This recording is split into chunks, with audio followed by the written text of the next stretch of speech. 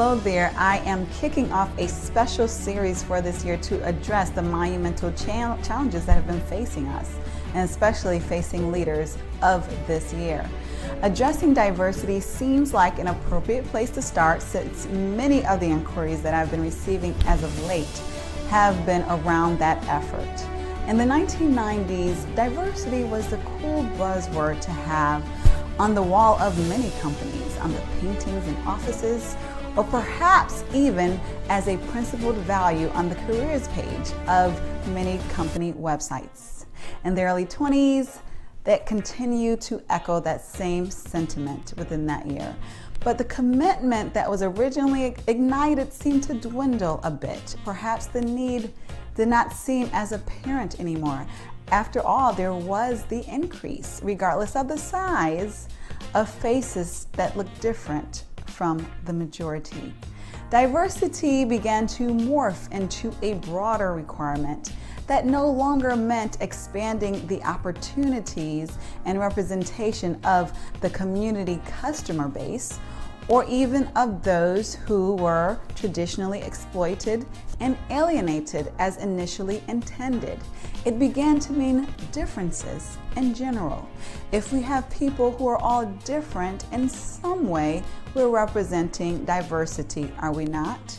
We have introverts, we have extroverts, we have the innovators as well as the producers, we have the left-handed and the right-handed, and if we are really bold, we will even focus on gender diversity, bringing in more females.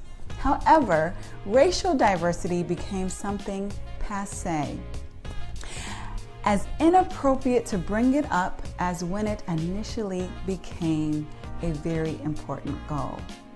Only decades prior, it was a priority, and only decades later, it became out of fashion. And you better not dare speak of racism, because if you are so lucky to be one of the selected few to get let in, you certainly did not want to risk that access.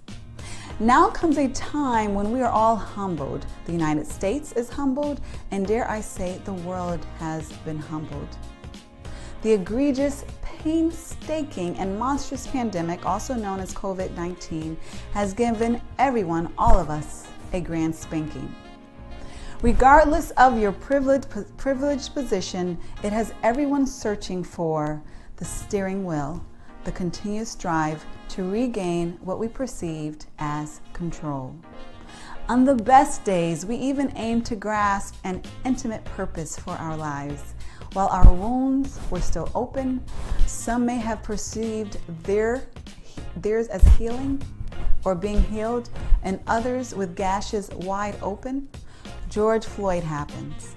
For some, this was the absolutely last emotional straw, the last straw of racism that had been detrimentally deadly to their livelihood, figuratively and physically, for a very long time.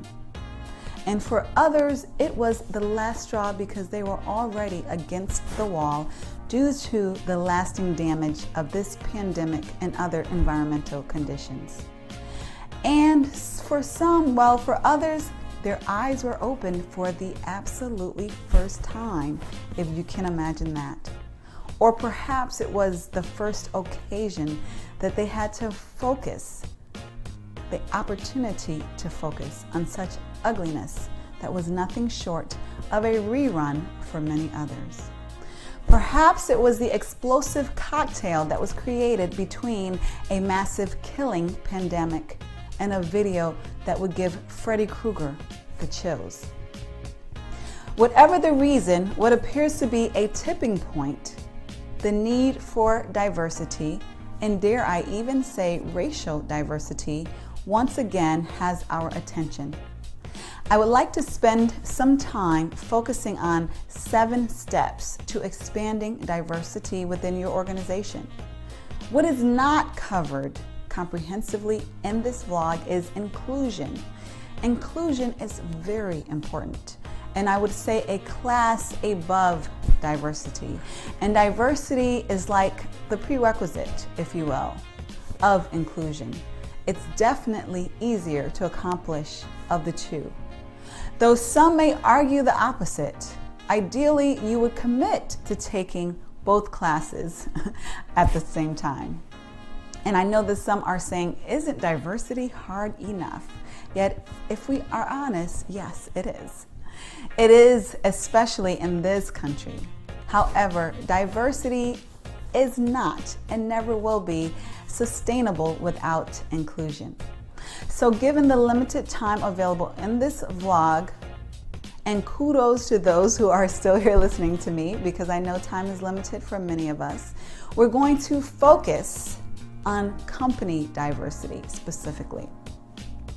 So step number one in achieving diversity for your organization is acknowledging that you don't know what you don't know.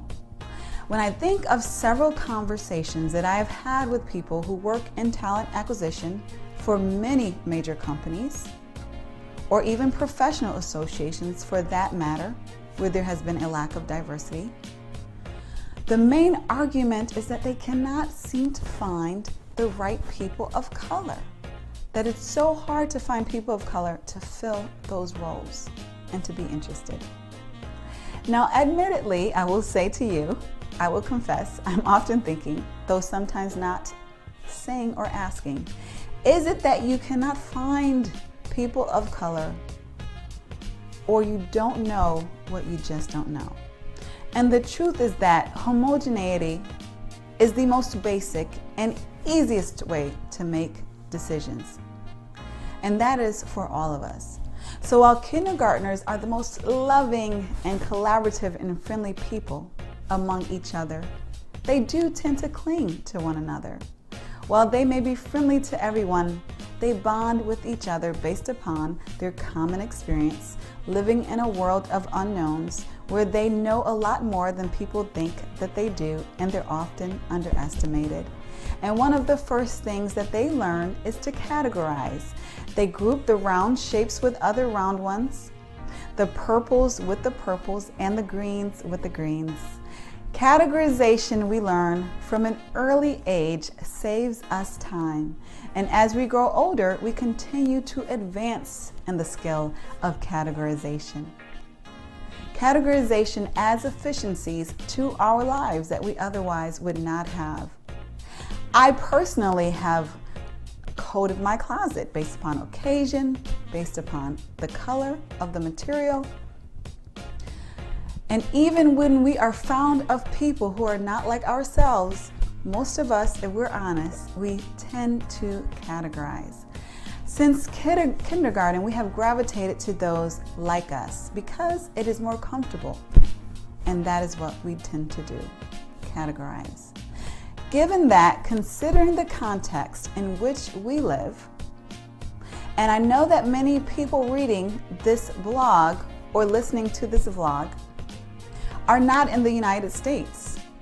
And I'm specifically referencing the United States and other countries that have been developed based upon economic racism for their foundation, and of course subsequent racial disparities. So in this context, obviously that is expounded. But we are humans, and if we are humans and of human nature, we tend to feel more comfortable around those who either share experiences with us or look like us. And it's our normal tendency to categorize them in ways that we would expect to or not expect to in a knee-jerk fashion. And so this knee-jerk reaction, of categorization also is the way that we will typically hire those who are like ourselves. Why would anything more or less than that be expected? And then you put that in the context of an economically driven, racially disparaging tradition, and you have what we have today, and that is a racism pandemic in a world that may ironically deem themselves as post-racial. I am reminded of a time when I was in church. I'm still in church, but there was a special occasion where blue was the color that we were to wear. Now, I went shopping and I went to at least 3 of my favorite stores, and I could not seem to find that right blue dress. Interestingly enough, I saw several green dresses. There were just green dresses all over the place. And perhaps, maybe just perhaps, that's because green is my favorite color. I wasn't used to wearing blue, I would admit, and blue was a stretch for me, and I rarely, if ever, wore blue. I eventually found a blue dress online, but I lacked a connection to it. I just was not used to wearing it. Sure, some may be offended that I dare compare people to dresses. And I agree, it's not that simple. Though what is that simple is that we are emotionally driven beings. Oftentimes we believe that we're making sound, objective decisions when we're doing nothing of the sort. We're simply responding to what feels the most familiar, the most emotionally comfortable. And some of us call it a gut feeling. Dare we not trust our gut in this modern era of self-actualization? Even in this proclaimed era of self-actualization, we must be open to learning from others in order to achieve greatness. I don't know Spanish very well, so I'm taking Spanish classes. I get help from my Spanish friends, and I don't assume that there's no use for Spanish simply because I don't know how to master the language yet. And so let's not assume that there is no need to attempt diversity simply because you haven't yet mastered it. Be open to learning from others, even if you have achieved greatness in specific areas. What many do not know is that diversity takes significant effort. While I love diverse environments and novel experiences, this is not the norm. Most people of all races prefer what is familiar. Familiar is more comfortable. Comfortable is convenient. And this leads us to number 2. Get comfortable with being uncomfortable. If you are genuinely desiring diversity within your organization, you're going to be uncomfortable at times. You may be uncomfortable when they have personal stories to which you cannot relate. You might be uncomfortable because they don't get your jokes. You might be uncomfortable when they disagree with your seasoned and tenured opinion. If you're at the most elementary stages of racial and cultural diversity, you may even be uncomfortable by such superficialities as the differences of foods that they eat, or the differences in their hair, and even maybe their skin.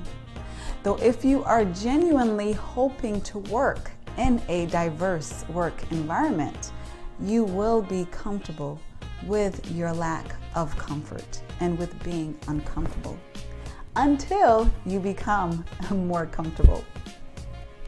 The third step, which has been implied already, is to not trust your gut. Do not trust your gut when it comes to increasing diversity within your organization. I know this sounds counterintuitive from everything that you have learned regarding how to live and how to make decisions.